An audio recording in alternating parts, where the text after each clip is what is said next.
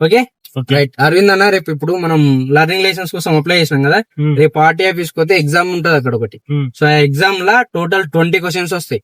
ఆ 20 క్వశ్చన్స్ కి 12 correct answers పెడితే పాస్ అవుతాం మనం, లర్నింగ్ లైసెన్స్ వస్తుంది. సో ఆ ఎగ్జామ్ అనేది ప్రాక్టికల్ గా మనం ఎట్లుంటది అని చెప్పేసి ఇక్కడ ఒకసారి ఫోన్ లో చేసి చూసుకుందాం.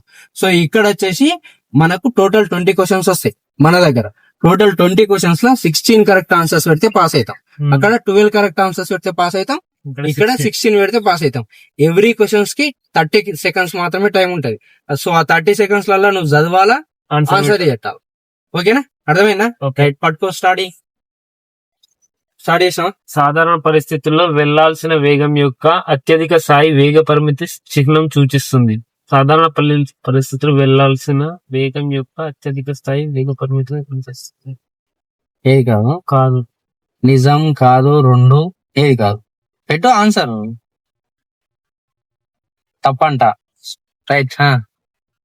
కింది ప్రదేశాల్లో ఎక్కడ కారును పార్క్ చేయొద్దు. రోడ్డు పక్కన, వన్ వే ఉన్న వీధిలో. Okay right. క్రాసింగ్ దగ్గరికి చేరుకున్నప్పుడు డ్రైవర్ చేయవలసిన పని ఏమిటి?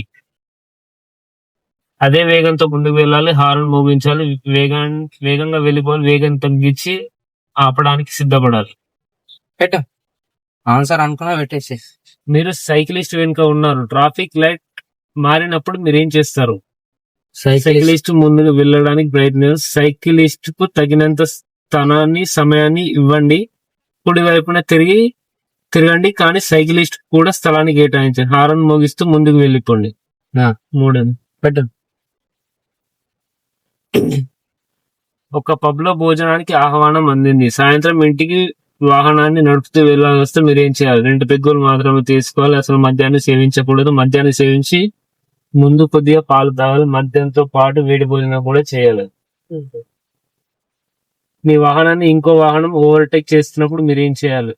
మీరు కూడా జాగ్రత్తగా స్పీడ్ తగ్గించాలి, పెంచాలి. మీరు కూడా లేన్లు మార్చుకోవాలి.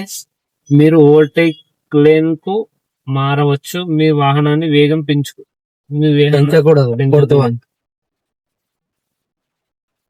ఒక కూడలి వద్ద మీరు కుడివైపుకు తిరగాలనుకుంటున్నారు. అయితే మీ వాహనం యొక్క ఇండికేటర్ లైట్ అందరికి స్పష్టంగా కనపడడం లేదని భావిస్తే మీరేం చేయాలి? వాహనం నుంచి కిందికి దిగి మీ ఇండికేటర్లు ఎలా పనిచేస్తున్నాయో పరిశీలించాలి. రోడ్డుకు ఎడమ వైపున ఉన్న లైన్ లోనే ఉండిపోవాలి. పూర్తిగా కుడి వైపునకు రావాలి. ఇండికేటర్ తో పాటు కుడి వైపునకు తిరుగుతున్నట్లు చేతితో కూడా సూచించాలి. అది తప్పిపోయింది, టైం అయిపోయింది. బ్యాలెన్స్ లేని చక్రాలు కారుకు ఎలాంటి ప్రభావం చూపుతాయి? వాహనం కుడి వైపునకు లాగేస్తుంది, వాహనం ఎడవైపునకు లాగేస్తుంది, స్టీరింగ్ అటు ఇటు పూగిపోతుంది. మీ ముందు వెళ్తున్న వాహనాన్ని మీరు ఎడమ వైపు నుంచి ఓవర్టేక్ చేయవచ్చా? మీ ముందు వాహనాన్ని కుడి వైపు వెళ్ళడానికి సిద్ధమైనప్పుడు, ఆ వాహనం రోడ్డు మధ్యలోకి తీసుకు వెళ్ళినప్పుడు, ముందు వాహనం డ్రైవర్ ని యొక్క సిగ్నల్ కి స్పందించినప్పుడు, మీరు తొందరగా మీ గమ్యాన్ని చేరుకున్నాం. First one. టైం అయిపోతుంది. వాహనాన్ని ఆపడానికి ముందు మీరు ఏం చేయాలి? హారన్ మోగించాలి, real view, side view mirror గమనించాలి, బై గేర్ లోకి మార్చాలి, హెడ్ లైట్లను ఆపి వెలిగిస్తూ ఉండాలి. Second one.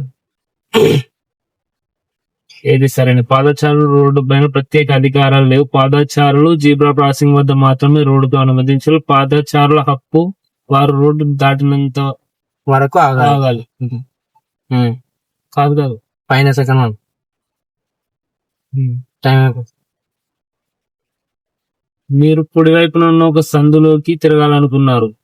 తిరగడానికి కొద్దిగా ముందుగా మోటార్ సైక్లిస్ట్ ను చెక్ చేయాలి, ఎందుకంటే అతను మీ ఎడమ వైపు ఓవర్టేక్ చేయవచ్చు, మిమ్మల్ని చాలా దగ్గరగా అనుసరించవచ్చు, పక్క రోడ్డు నుంచి బయటకి రావచ్చు, కుడి వైపున ఓవర్టేక్ చేయవచ్చు.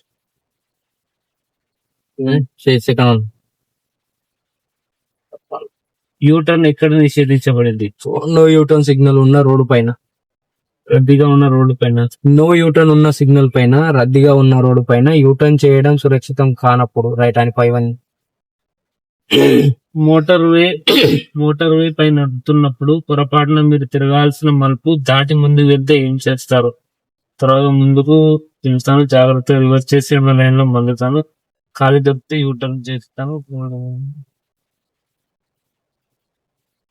ఉంటాను. మీరు మీ ముందున్న కారును దాటి వెళ్ళాలనుకున్నారు.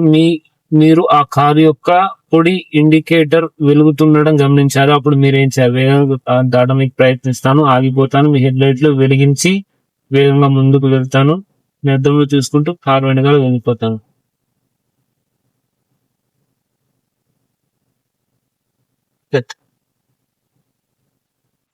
మీరు ఒక పొడవైన భారీ వాహనాన్ని వర్షం పడుతున్నప్పుడు అనుసరిస్తున్నారు. భారీ వాహన టైర్లు వెదజల్లుతున్న బురద వలన మీకు రోడ్డు పైన ఏం కనబడటం లేదు. ఏం చేయాలి?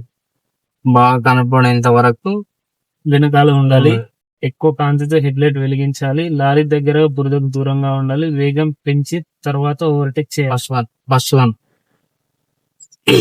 హైవే మీద ఉన్నప్పుడు ప్రాథమిక కర్తవ్యం తక్కువ ట్రాఫిక్ ఉన్న రోడ్డుపై ఉపయోగించాలి. దాటేటప్పుడు తప్పు రోడ్డు ఎడమ వైపు భాగంలో ఉండాలి, రద్దీ లేకుండా స్పష్టంగా ఉన్నప్పుడు వైపు ఓవర్టేక్ చేయాలి. ఇరుకులు ఉండేందుకు గంటకు 50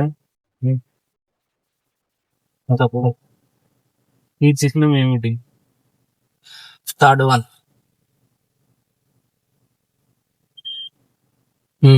గాలి ఎక్కువ వీస్తుంది, మీ వాహనం మోటార్ ఓవర్టేక్ చేసిన మీరేం చేయాలి?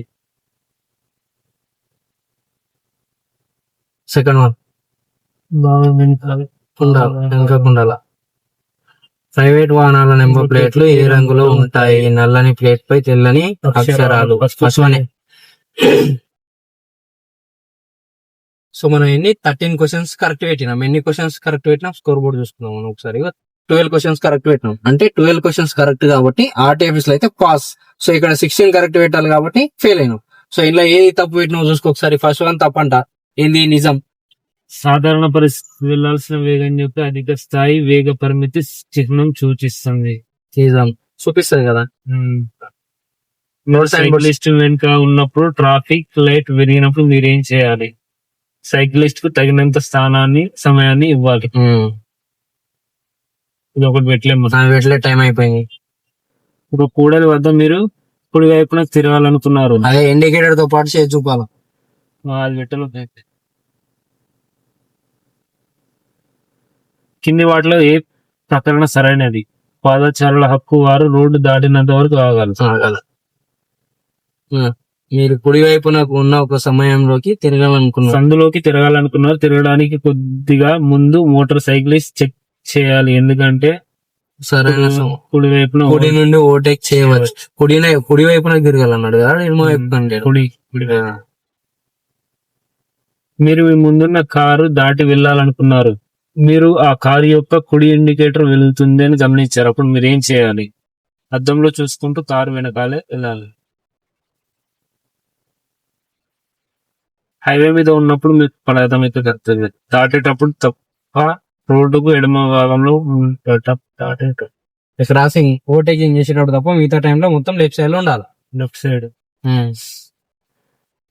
ప్రైవేట్ నెంబర్ ప్లేట్ తెల్లని ప్లేట్ పై నల్లని అక్షరాలు. కరెక్టే కదా.